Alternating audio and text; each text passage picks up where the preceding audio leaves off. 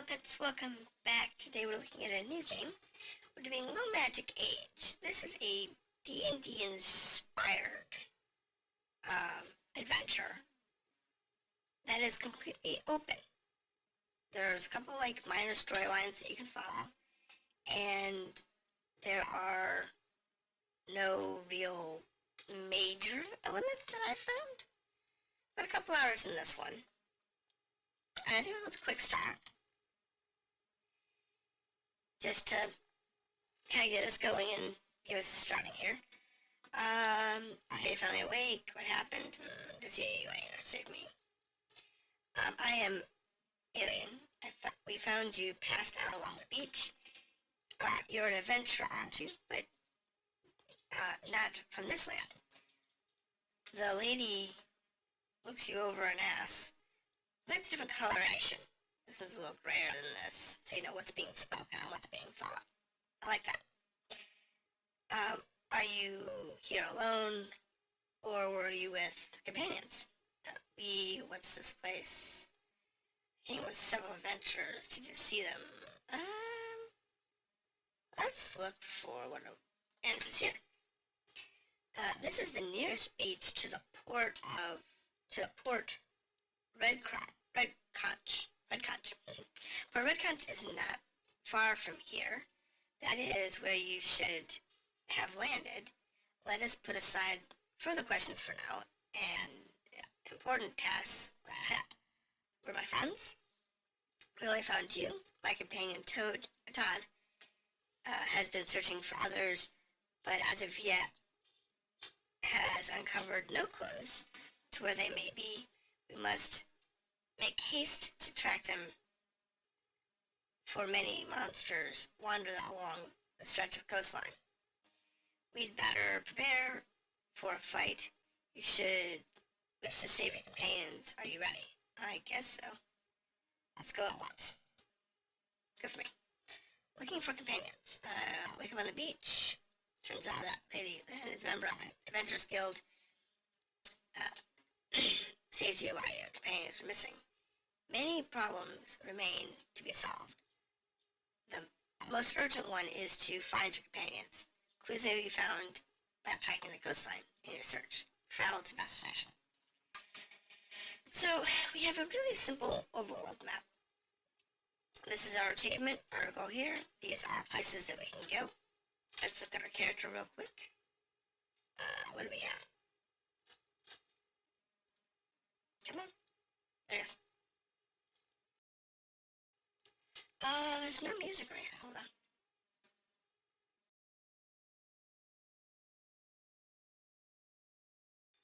I may have muted the music. I did. There we go. Now I can enjoy the nice music in this game. Okay, back to the characters. So we are a base fighter. So the quick start gives you a base fighter with some simple tools, some weapons. In the complex start, you can choose whatever you want. So, hold on a second. So let's save quick. Okay, so I accidentally closed out of the program. Sorry about that. We're gonna do an adventure. We're gonna do a new adventure. We're gonna do an actual start. Because I don't like the fighter that they gave us. Combat difficulty. We can set our difficulty rating from custom, relaxed, easy, moderate, poor, hard, or nightmare. Nightmare. Are you kidding me?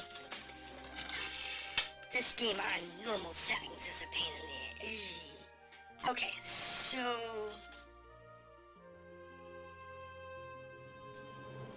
we'll just leave this as is. I'm not gonna get into that. Is it the classic one, so you can just quick back it. So we're gonna keep this as it is. The world, we're gonna do a random world. This is the nice thing. This makes the game completely replayable.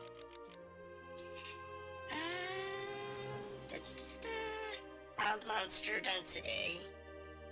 Assassination, robbery event. It's kind of high there. Town refresh cycles, that's fine. then go to towns, custom built class, custom built rate of adventures in town. Yep, we'll leave that. I think I'm gonna leave all of this as is. There's a lot of different tweaks you can put in. So these are all of the different characters that you can choose from. And they give you Hog as your base for the quick start. But I think I want to go with a cleric or something maybe. With a Pally? Pally would be good.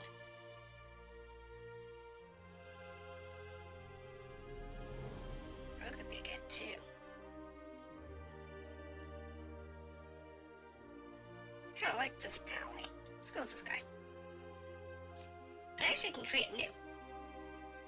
So in the custom class, you can pick whatever you want. Great Warrior, Guardian, Dual Blades, Archer, Healer, Battle Cleric, Undead Hunter, Controller, Ultimate Summoner. That'd be fun. If you actually went to the real summoning spells. The lesser ones are really crap, but the real ones that you get to 4 and 5 level, 4th and 5th level spells. They got some really cool stuff. Lecture Guardians, Blaze, Journeyman. Wild Mage. That's a really interesting class in D&D. Wild Magic is wild. It's not a job for the faint of heart. So we're just gonna quick through this real quick. Yep, we're good. Okay, go. So here's our town. Now we have a monster here. He is gray.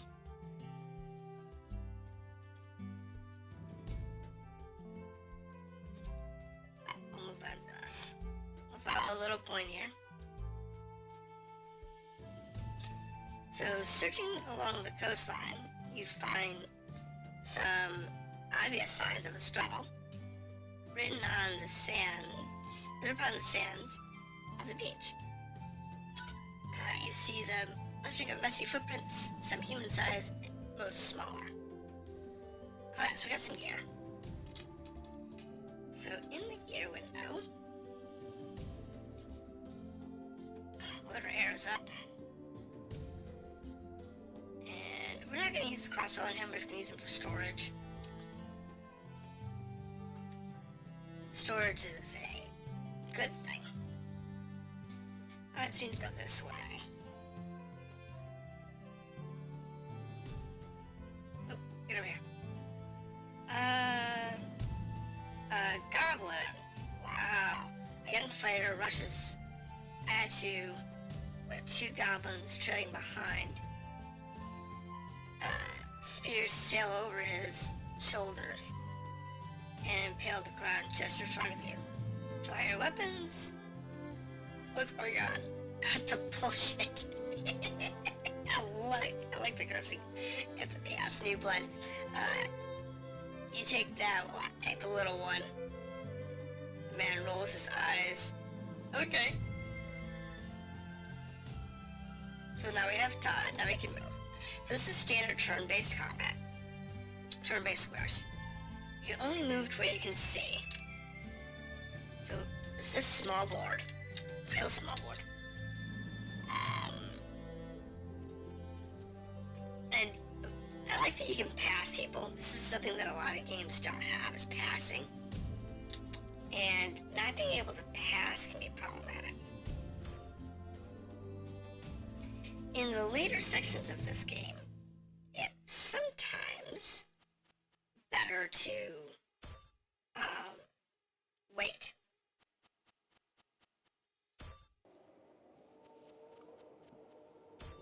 So if you have really large maps, which can happen, it's sometimes better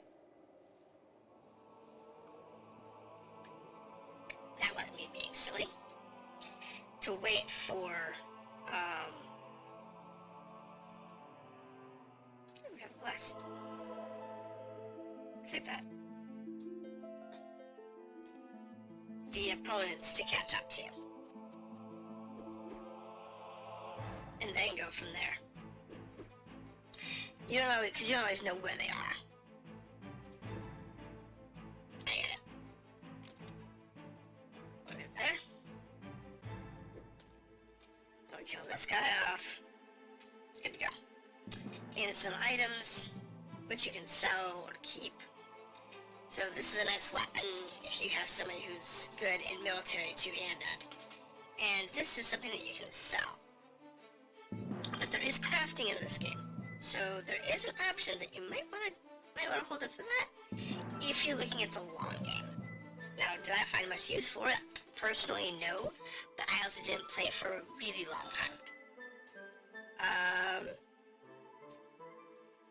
These damn goblins.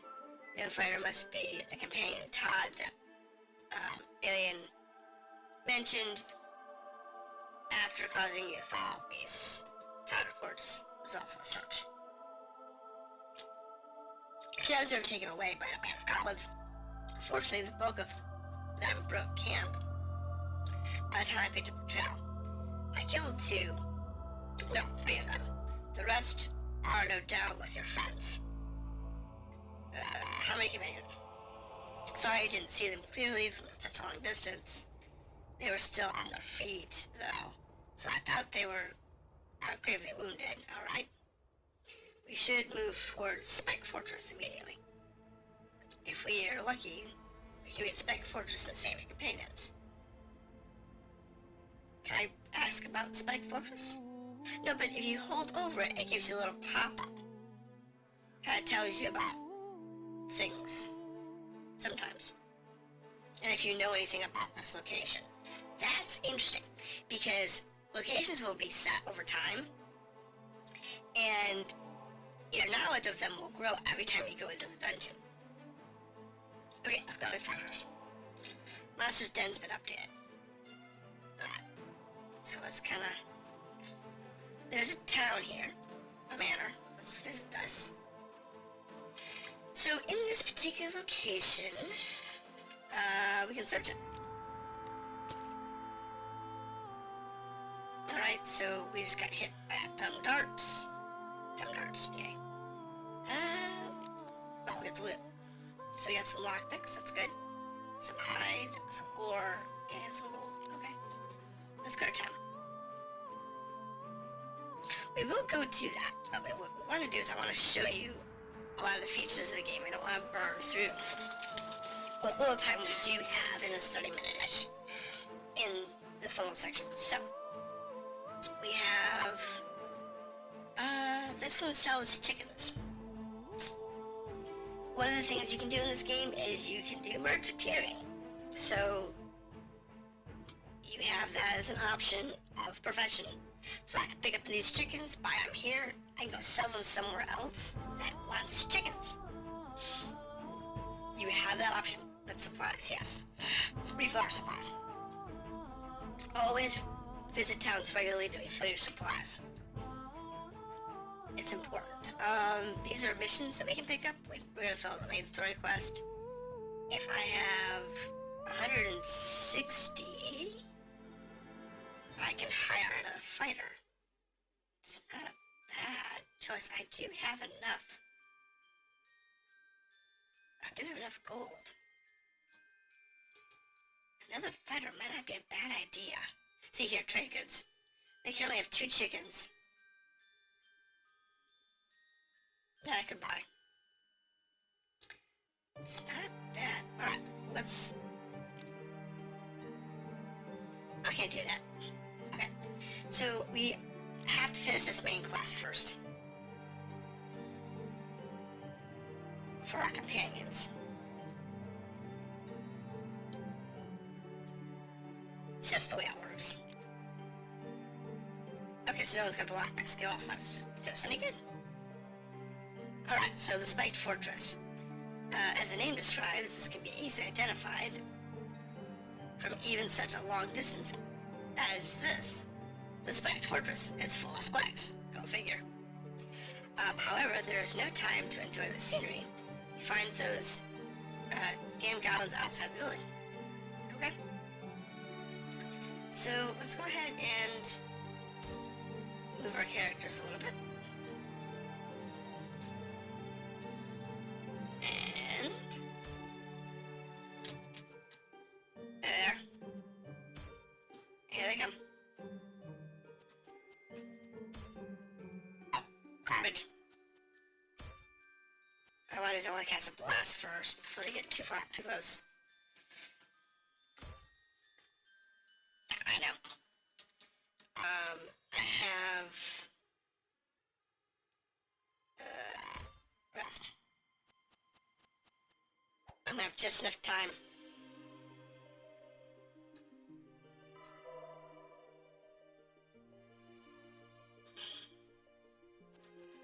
Move the cleric.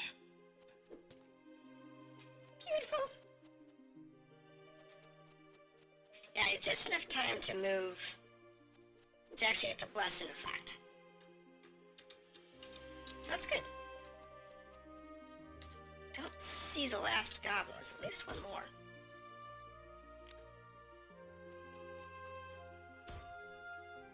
Just don't see where he's at. There he is.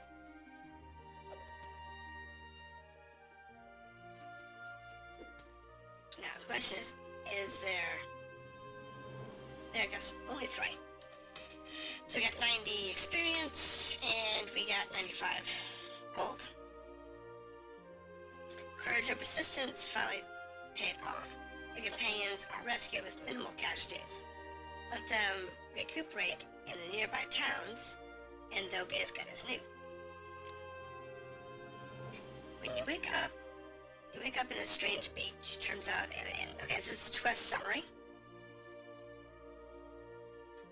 Your companions have been taken the rescue for just right, so we get 200 experience points. We also got a belt of giant strength, which gives us +2 strength. That's nice. And a letter, invitation letter by the Adventurers Guild. Okay. According to Alien, you decide to take a break in Lund. Meanwhile, Alien will see the affairs of getting you checked into the Adventurers Guild and travel to Lund. Okay. I don't want to fight that thing.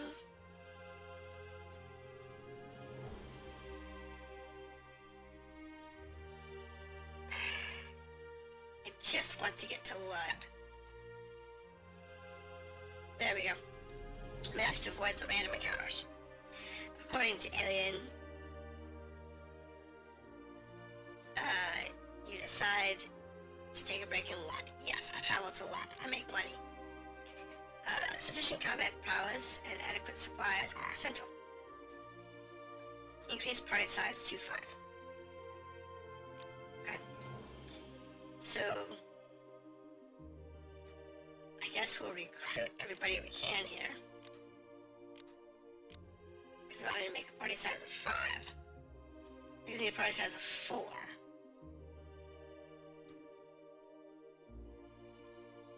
Salted fish and chicken. Alright, hold on. Put my belt on. I need a party size of 5.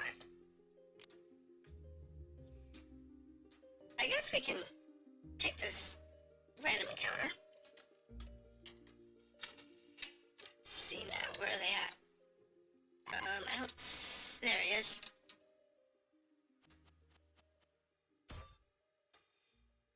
And sometimes it's a good idea to set yourself up with ranged weapons. Sometimes it's good to set yourself up with melee weapons.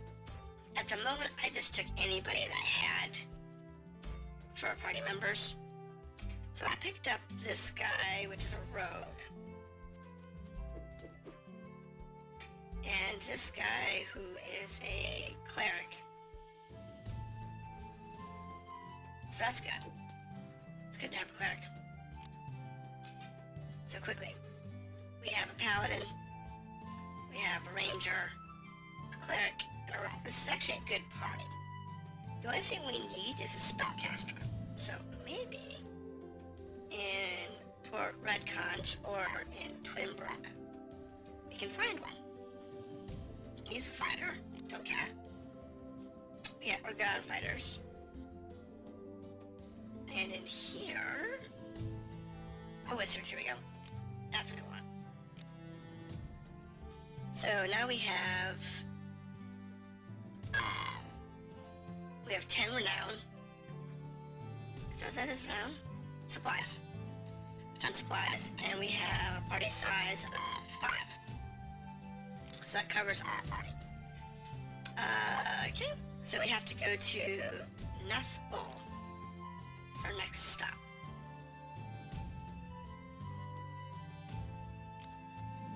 Now Nuth Bowl.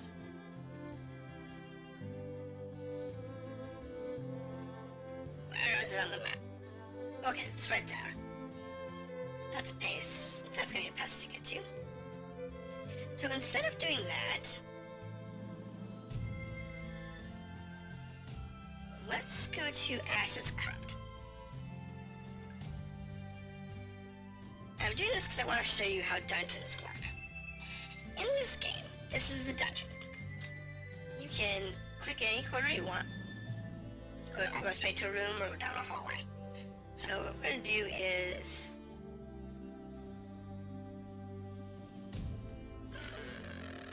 we're going to use this here. Okay, so we found a chest in the hallway. We have a rogue. Now, is she good or not? I don't know. We'll find out. But she's getting there.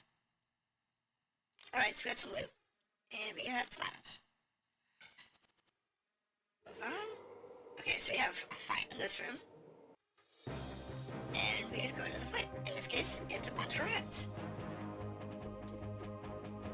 Nothing too significant. And for a level 1 challenge dungeon, this is pretty decent.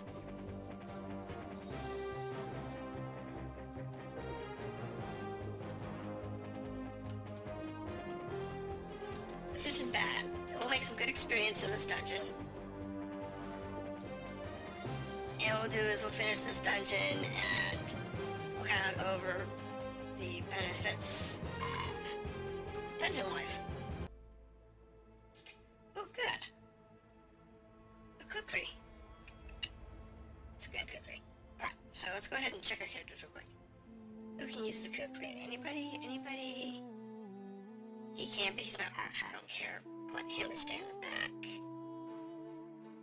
And... nobody can use the cookery except for the archer who wants to stay in the back. Okay. So that's not useful. We'll sell that later. So this room has no rooms out of it. And we have a nice little corridor going down. And we have this over here. So we'll go this way. And see what we got. Some money? Good. See what this room is. Okay, we have no clues in this room. Empty room. That could have just been anything, really. Could have been an empty room. It could have been something catastrophic. Wow, last lockpick. Thanks. Lockpicks are something you want to pick up when you're in town. Anytime you're in town, you always want to pick up every lockpick you can pick up. Because they're real important.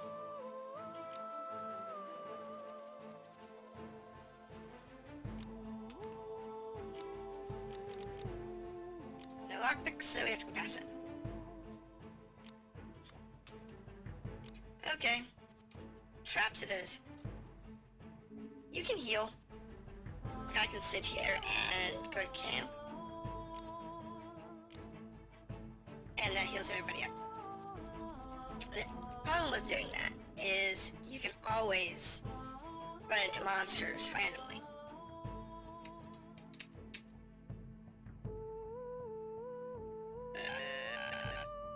Delay.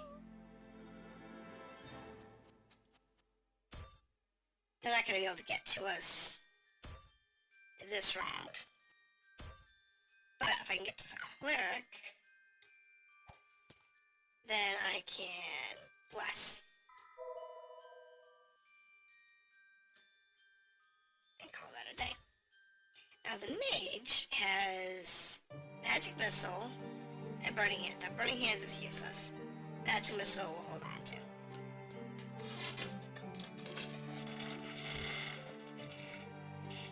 It's not necessarily a good idea to use your magic early in dungeons. Because while yes, you can rest, in higher level dungeons, you get ambushed more often. And those ambushes will cause you great despair. Heal.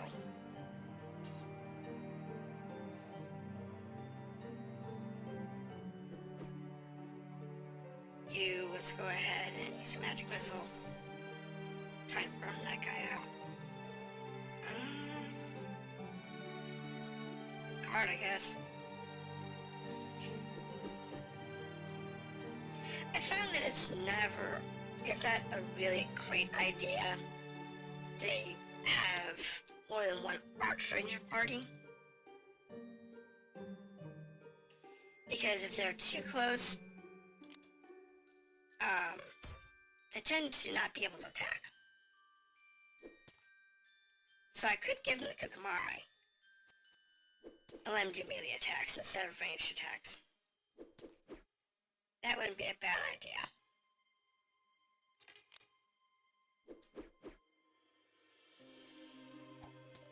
But I haven't decided yet.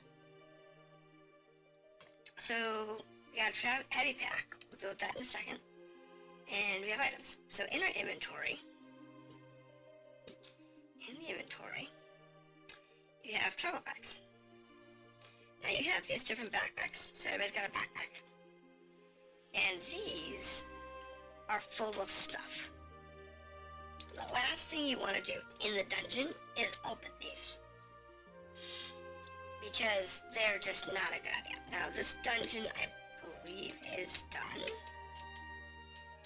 Yes. So this is a real simple dungeon. The only thing we couldn't do is open that one chest, which we can try again. Because we do have a couple lockpicks. There it goes. So now we've been able to successfully access every chest. And we can leave. When you get larger dungeons, you'll have more floors. And at the bottom of the dungeon will have an exit so that you can just quickly leave. The best thing you can do in this game is just kind of like wander. Follow your main story quests, yes, but you want to wander. And I'm not going to either of these cities. I wish there was. That'd be good money.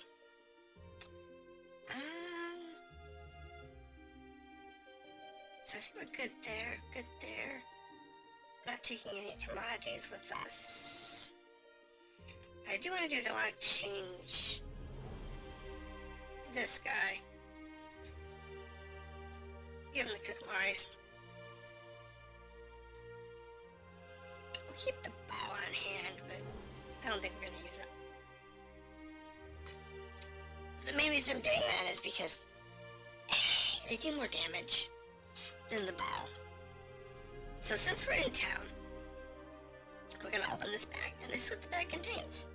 A shield, some supplies, some spell materials, a potion of full strength. Oh nice, plus 4 strength for a short time. That's useful. A punching dagger, some wood that allows us to make items, and some gold. So there's a lot to this game.